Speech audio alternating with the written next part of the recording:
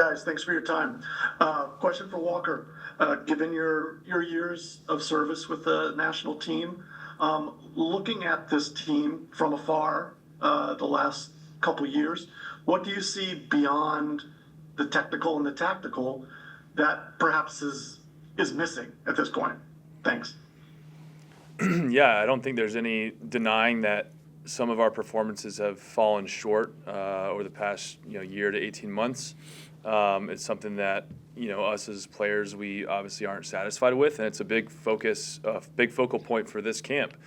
And I think when you look at Gold Cup and you look at some players maybe having their first experience with Gold Cup, or even new guys coming into the team in general, it's always such a great opportunity to have a month in front of a staff, get a lot of quality trainings in together, and find yourself hopefully getting into a rhythm of playing multiple games where you can put everything on the line to try and make a World Cup team in a year's time. So it's a massive opportunity, one that I think every player should take seriously with both hands. And focus is for sure on that fight and that mentality to continue this summer. Next will be Jonathan Tannenwald from the Philadelphia Inquirer. Thanks, Michael. Hello, gentlemen. One for each of you. Walker, first of all, to continue on that question, with a lot of the younger guys in this camp, how do you teach them that intangible stuff? And Diego, for you, we know that Mauricio Pochettino has said a lot of very nice things about you in recent weeks and months. What does that mean to you, and what's this opportunity now in front of you? Thanks. I think that the easiest way to teach someone is just to show them what it means to come into training every single day and compete and want to win and be intense, be aggressive. But at the same time, like the guys that are here, they're here for a reason. They've been probably doing that their whole careers, or at least recently, to get this call up. So it's, of course you can walk alongside them and give them tips here and there, but I think you're going to show them the most by competing and training, and then ultimately communicating and competing on the field. Could you say your question to me again, please? Sure. Mauricio Pochettino has had a lot of nice things to say about you in recent weeks and months. Obviously, one of them went a bit viral on the internet, as you've probably heard. But what does it mean to you to have that confidence from him?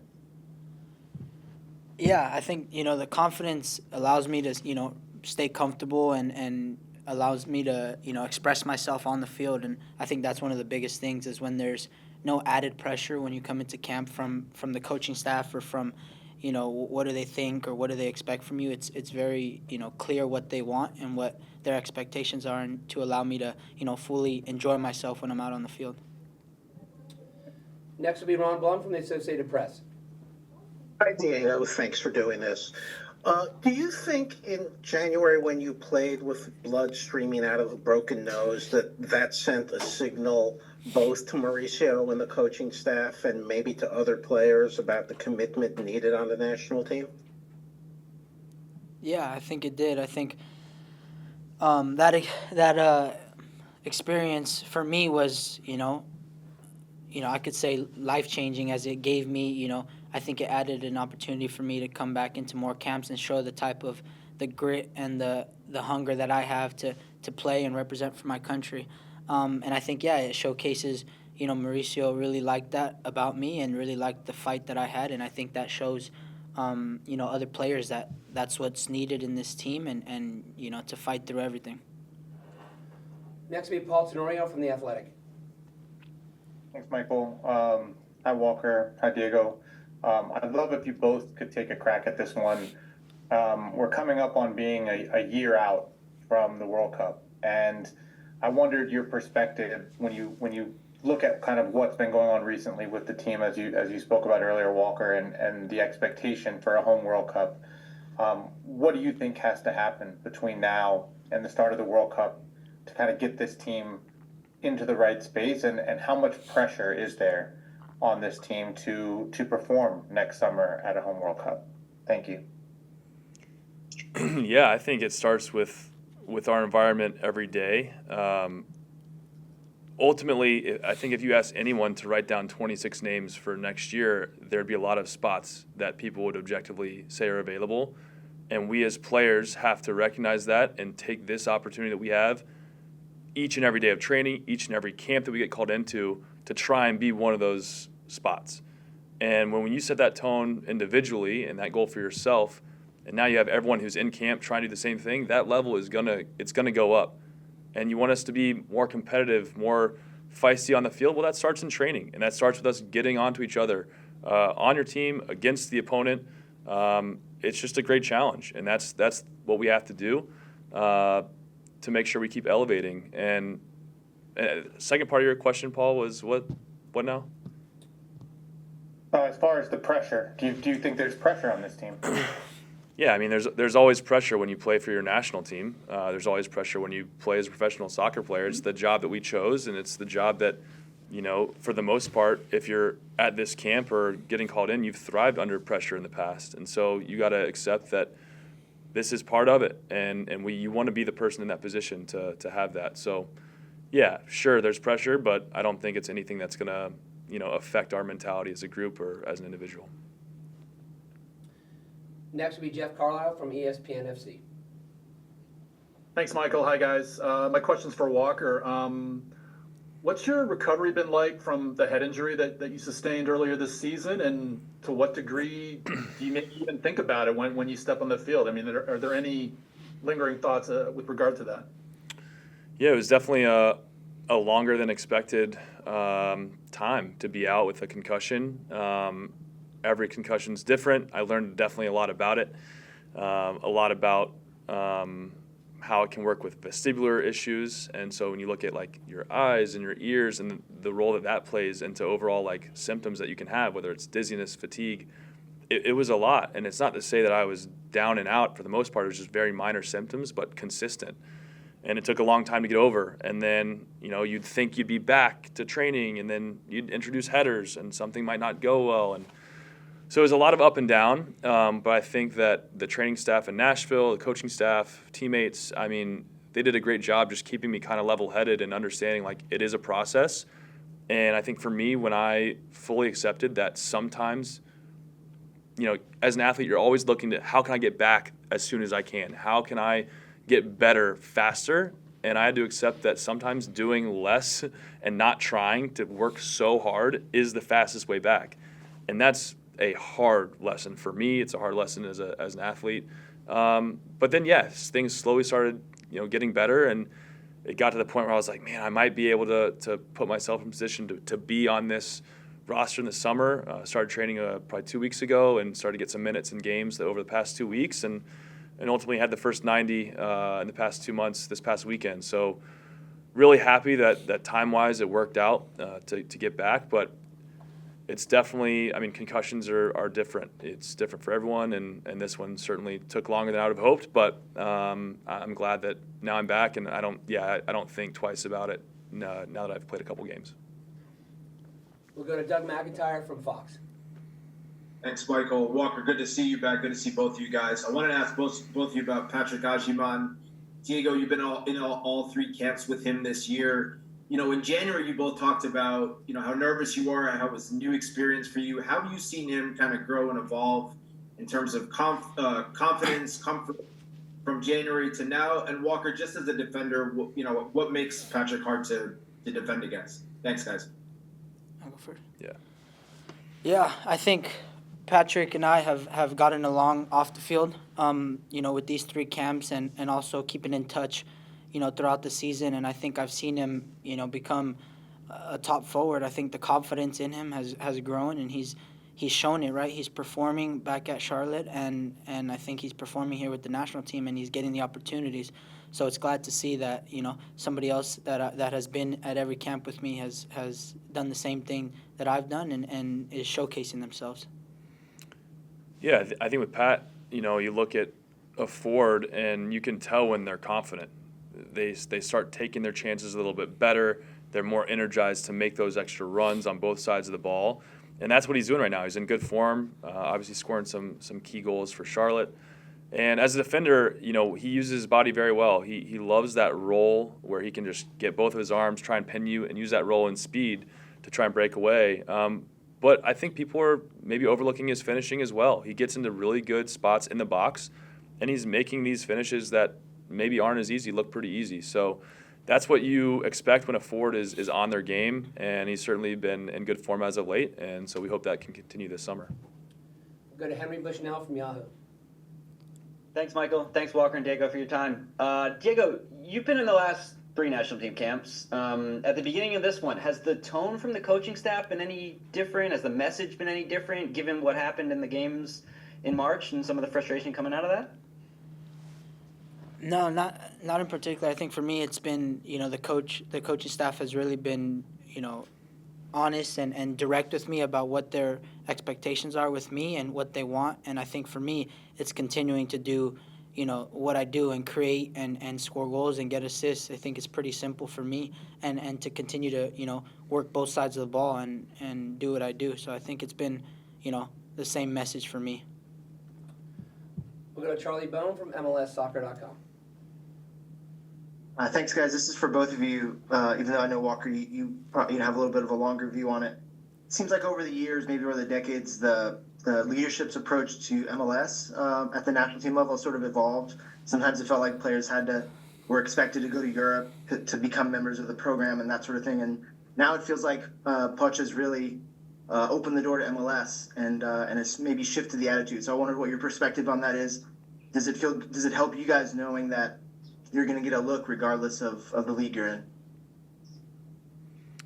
Yeah, I think obviously, there are some top talents in Europe that are also involved with the national team.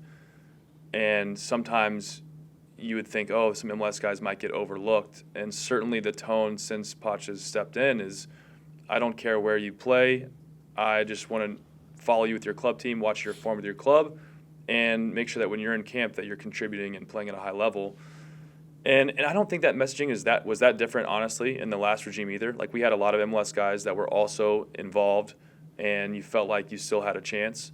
But certainly that belief helps when you have a coach that's saying, I don't care where you play.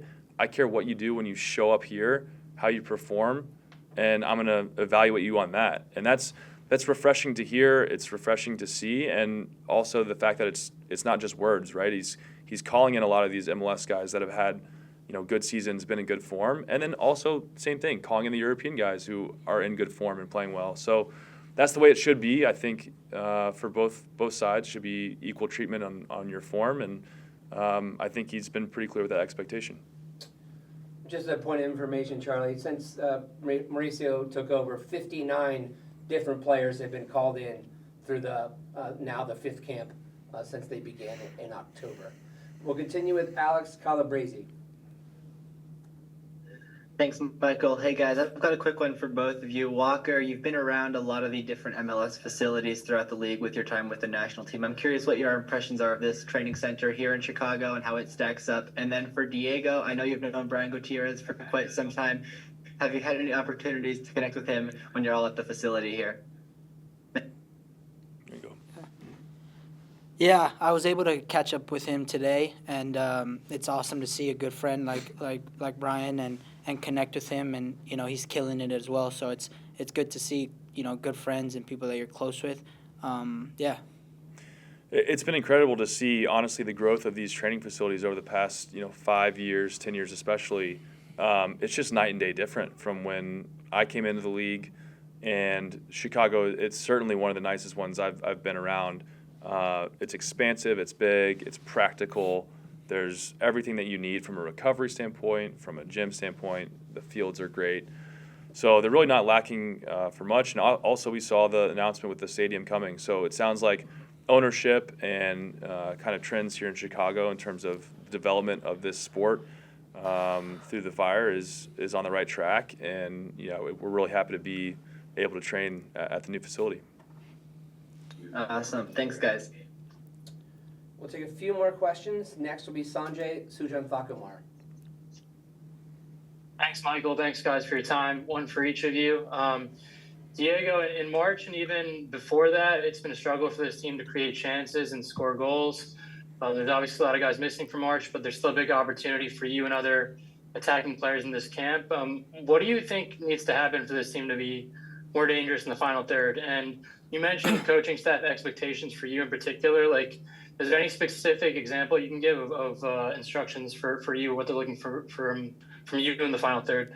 And then Walker, talk to us about the change in hairstyle. What prompted that, and you feeling any younger with that? Thank you. Yeah, I think the lack of goals or the lack of chances created, I think it comes down to the players' confidence and the attacking players. I think for me in particular, it's about the confidence, and when you go into games and the belief that you can create and that you can score and that you can compete and do what you do best at any level, I think is the biggest thing for me. So going into these games, I believe that I'm going to create chances. I believe that I'm going to score goals, and I believe in my ability to help the team in that aspect. And for me, the expectations from the staff is to be creative, to be free, to play my game. And they told me that I'm here because of what I've done and how I play. So not to change and create and score goals. Honestly, I don't know. I thought about cutting my hair at some point this year. Didn't really know when. Maybe it was going to be after the season. Then the concussion thing came about. Summer was coming up, and kind of the return to playing and the summer. I was like, I think the time is now. No reason why I won't cut it before the summer, before it gets really hot. And yeah, haven't looked back. It's felt pretty natural. So yeah, I'm happy about it, and definitely feel a little bit younger, a little bit colder too. Wind definitely blows through a little easier. But I tell you what, that hopping out of like an ice bath or a shower, it is so fast to just get sorted out. I'm buzzing. Literally. Next will be Dana Green. Hey, Diego, just looking back, 6 years ago, you're 15 years old, you leave home to pursue your soccer dream. I don't know if you can hear me, I will. Yeah.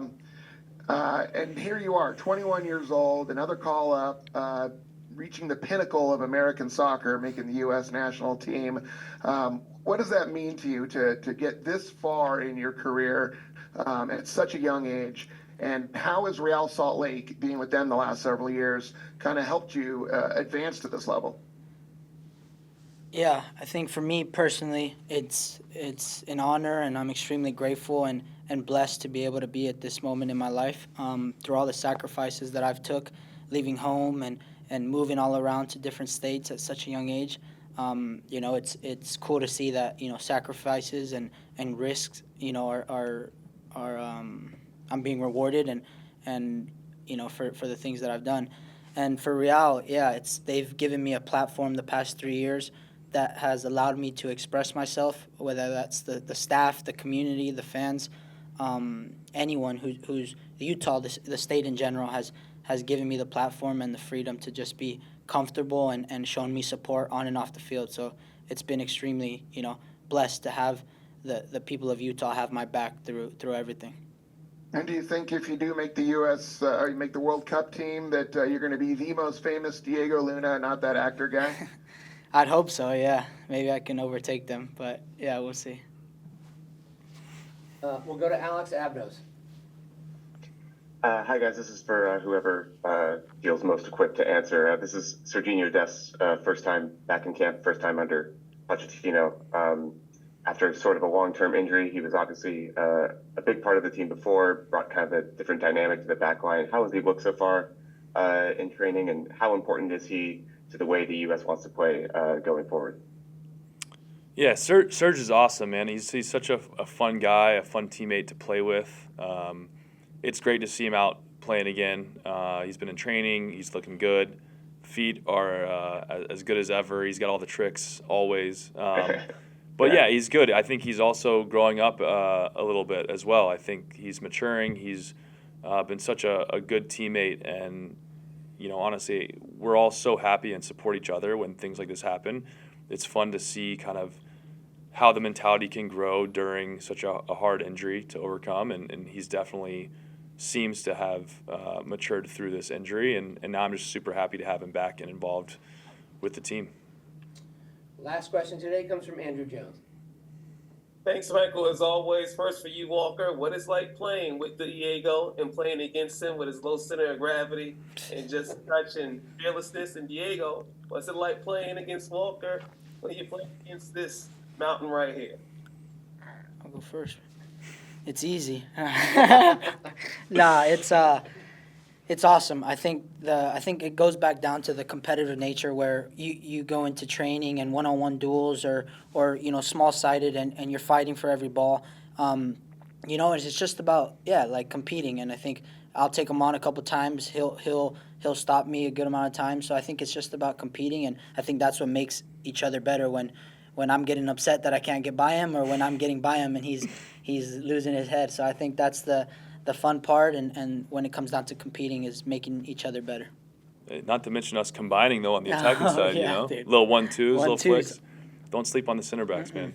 No, it's great, man. I love being involved in camp with Diego. He's been such a fun player to watch, his development and rise over the past couple years in MLS. And then, obviously, what he's done is what I expect all of the younger players and new guys who come to camp to do, which is take the opportunity when you get it. And Diego's the perfect example of someone who's done that the first 3 camps this year. And, now it's, as you start to get a little bit of a taste, it's about you want more. And so for him this summer, I'm excited to watch as, he's going to get into a rhythm and get a bunch of games under his belt and keep growing and keep pushing it. And now he's shown what he can do, and so now your standard, like he set his bar here, he can't go below it. And so that's a standard that I'll have to hold him to, that the team will hold him to, and I'm excited to see what he can do for us.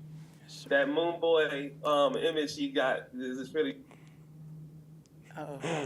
Oh, no, you cut out on us the second half.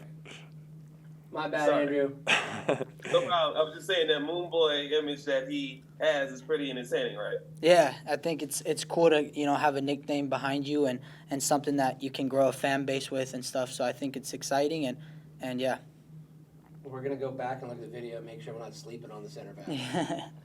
Appreciate soon that. to Appreciate that. U.S. Soccer Men's National Team social media. Thanks to Walker and Diego for joining, and for all of you again today. We'll have video available from today's conference call a little bit later, and we look forward to speaking to you again tomorrow. Have a good afternoon. Thank you. Thanks, guys. Tell you what, you guys set the bar high.